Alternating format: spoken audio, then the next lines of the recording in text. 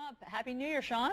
Happy New Year, Allison. Thanks for having me. Our pleasure. Great to see you. Okay, so we know that Mr. Trump wants to repeal and replace Obamacare. Beyond Obamacare, on day one, what specific regulation will he do away with?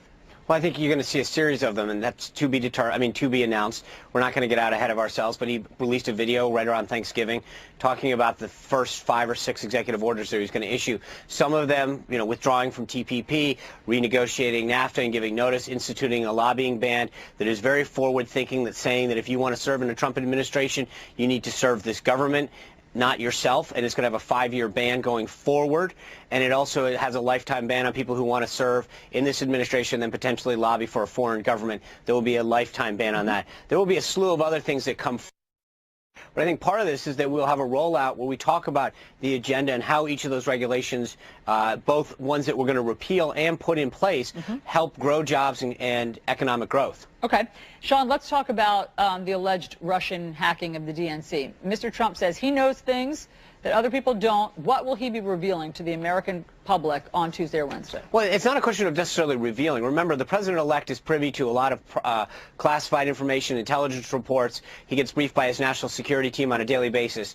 So as president-elect, he is privy to information that most people aren't, and he is able to understand what the intelligence is and draw conclusions from that. But one thing I think is missing from this discussion, Allison, is this report that everyone keeps talking about is not final. The current president of the United States hasn't seen a final report. The intelligence community is talking about wrapping it up later this week. So for anybody to be going out and talking about what's in the report, it's not final yet. And I think that the idea that we're jumping to conclusions before we have a final report is frankly irresponsible. Yeah. I mean, I said alleged hacking, but I want to get back to my question. It's Mr. Trump who said he's going to reveal something. So what is it that he says that he knows things? We accept, obviously he knows things that we don't know. He is getting intel briefings. Is he going to reveal something from an intel briefing? No. I mean, he's going to talk about his conclusions and where he thinks things stand. So he's not going to reveal anything that was privileged or shared with him classified. But I think he can share with people his conclusions of the report and his understanding of the situation, and make sure that people understand that there's a lot of questions out there, Allison. Number one, look at what happened in April of 2015. The Chinese stole millions of records on U.S. current and former employees, their most sensitive information that was contained in security clearance forms. And nothing happened with the White House, not a single statement.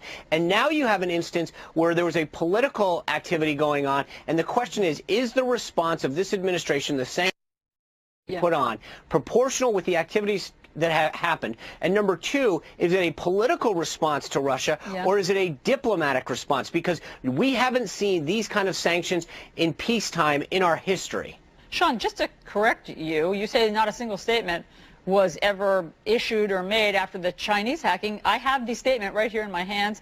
This is from September 2015. President Obama said, quote, "We are preparing a number of measures that will indicate to the Chinese that this is not just a matter of us being mildly upset, but it is something that we will put significant strains on the bilateral relationship if not resolved." He went on to say we are prepared to take countervailing actions in order to get their attention. So there were statements. No, he did answer that. The activity occurred in April of 2015, and what you're saying is, what, 6 months later, he made comments about it when asked? That's very different than the activity that they're going through right now. The White House is being very, well, let me give you another piece of information.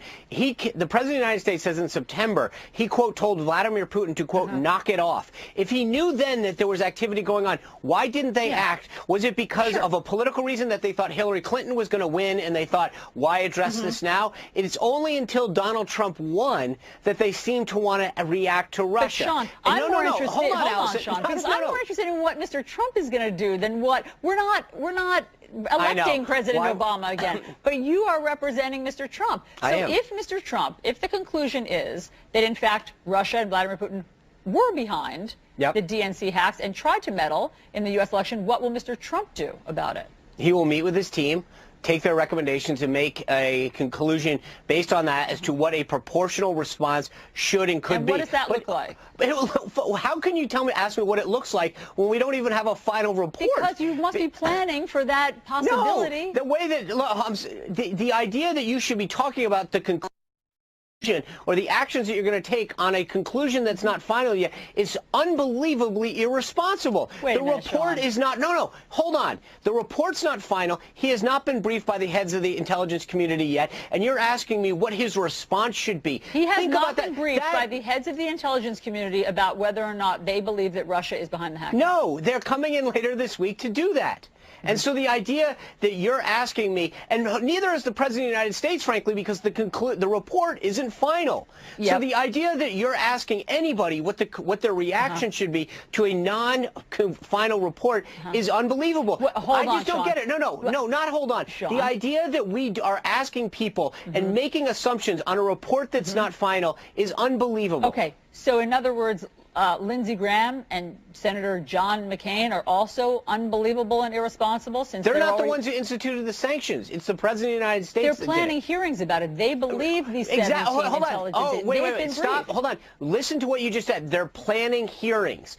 They are actually trying to get it right, listen to what's going on, get the intelligence, and then come to a conclusion. Wait a minute. That's actually Sean, the right way to go. They have stated that they believe that Russia is behind this. That's why they're holding the hearings. I understood. They believe something, then they're having a hearing to get more information, and then coming to a conclusion. That's what we believe should happen. Yeah. Understand all of the information, get all of it, get briefed, make sure the report is final, get the intelligence community to brief us on that, and then come to a conclusion. And you're not going to make any plan. You guys aren't even having conversations about the possibility. I know this is frustrating for you that we're doing it in a logical way, but no, we are going to actually get all the information, get briefed properly, and then make a decision. We're not going to put the cart before the horse. And then Mr. Trump's going to speak with his team and decide something. Yes.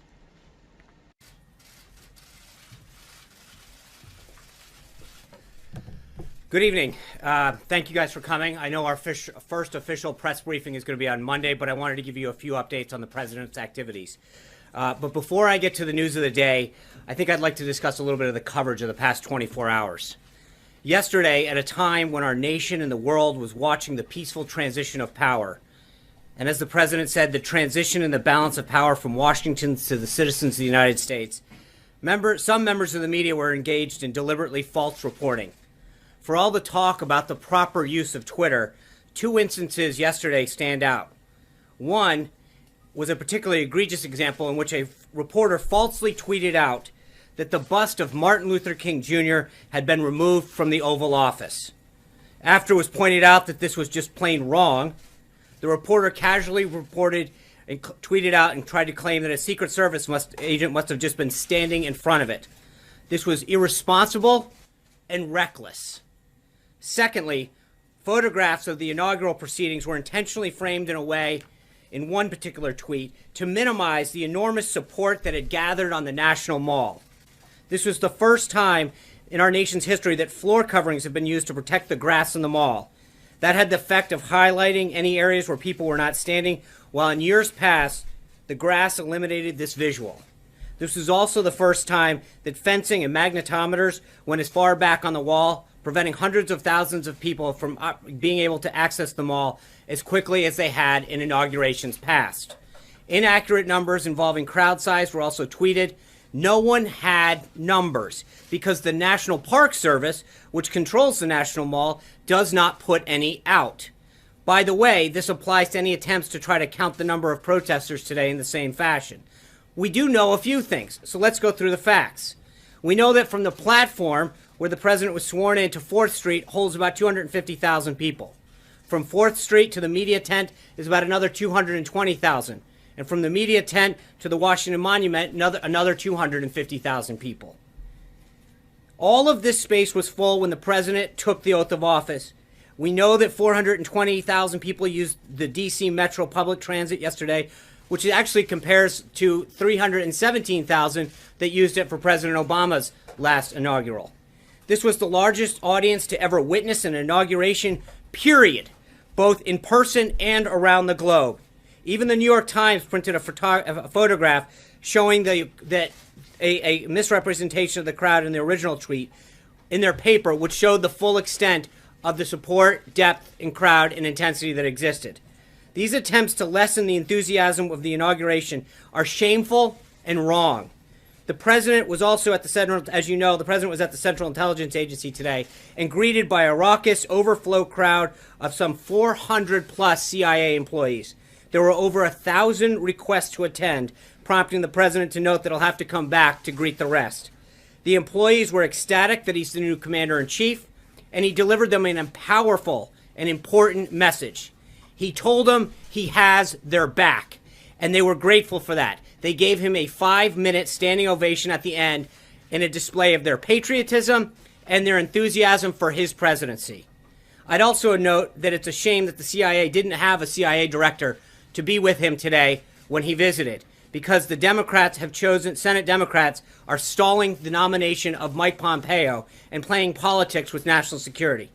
That's what you guys should be writing and covering. That this, instead of sowing division about tweets and false narratives. The president is committed to unifying our country, and that was the focus of his inaugural address. This kind of dishonesty in the media, the challenging that bringing about our nation together is making it more difficult. There's been a lot of talk in the media about the responsibility to hold Donald Trump accountable. And I'm here to tell you that it goes two ways. We're going to hold the press accountable as well. The American people deserve better, and as long as he serves as the messenger for this incredible movement, he will take his message directly to the American people, where his focus will always be. And with that, a few other updates from the day.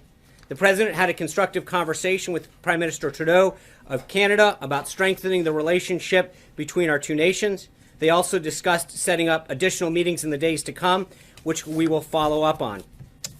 He also spoke to Prime Minister Peña Nieto of Mexico and talked about a visit on trade, immigration, and security that will occur on the 31st. The president will welcome his first foreign leader this Thursday, when the United Kingdom's Theresa May will come to Washington on Friday. On tomorrow, the president will oversee his assistants to the president being sworn in. He will then, the staff will then have an ethics briefing and be a briefing on the proper use and handling of classified information. Further updates as far as what he will do. Oh, and then in the evening, he will have a reception for law enforcement and first responders that helped support the inauguration. Thank you guys for being here tonight. I will see you on Monday. Sean, Women's March. How about the Obama Women's March bigger than numbers Trump's and then inaugural? say it was the largest audience ever.